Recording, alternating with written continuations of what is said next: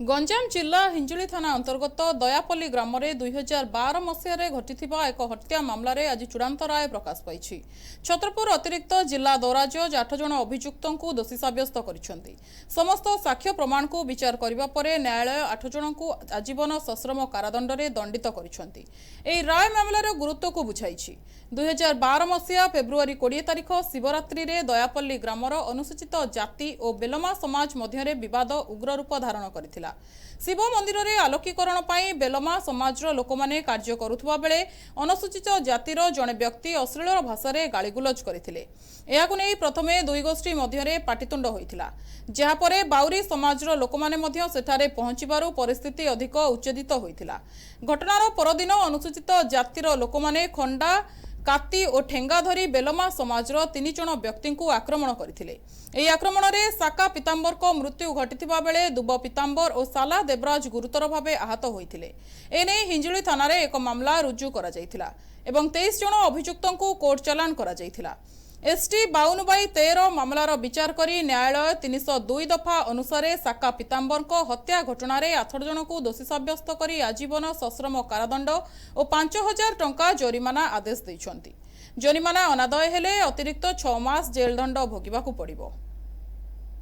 20/2/2012 शिवरात्रि थिबा जोगु गोटे गोष्ठीर लोक दयापल्ली ग्राम रे थिबा शिव मंदिर रे राति 9टा समय रे साजसज्जा रे व्यस्त थिले। ठीक सही समय रे आसामी कैलाश दास जे कि अन्य गोष्ठीर लोक डेकोरेशन सिस्टम को नहीं सेमानंकु अभद्र भाषा रे गाली गुलज कला।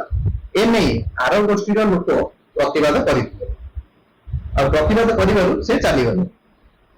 तापर दिन सेही घटना को केंद्र करी 21/2/2012 सकाळ 8:30 समय रे दुब पीतांबर साला देवराज साका पीतांबर 3 जन ताको फळारु खेलुवा समय रे शिव मंदिर निकट में लुचिकी थिबा आसामी माने जे कि कैलाश दास, दशरथी दास, सदानंद दास, अलेख दास, अभि दास, कालू दास, रिंकू दास और अमीन दास दलबद्ध भावे मिसिकी सेमानंकु खंडा काटी एवं ठेंगा द्वारा मारणात्मक आक्रमण कले। ठीक सही समय रे ग्रामवासी घटनास्थल रे पहुंची जाइथिबारु आसामी माने चली जाइथिले। हॉस्पिटल में चिकित्सा होता समय रे साका पीतांबर मृत्युवरण करथिले। एने दुब पीतांबर पुलिस रे एफआईआर देथिले। आज माननीय एडीजे श्री प्रदीप कुमार सामल सारंग कोर्ट रे एही मकदमा रे 14 जन साक्षी बयान को भित्ति करी आसामी मान को आजीवन कारादंड रे दंडित करागला एवं प्रत्येक को 6000 टंका लेखाए जरिमाना करले। अन्यपक्षे साक्ष्य प्रमाण अभाव 15 जन अभियुक्त निर्दोष रे खलास करा जायछि।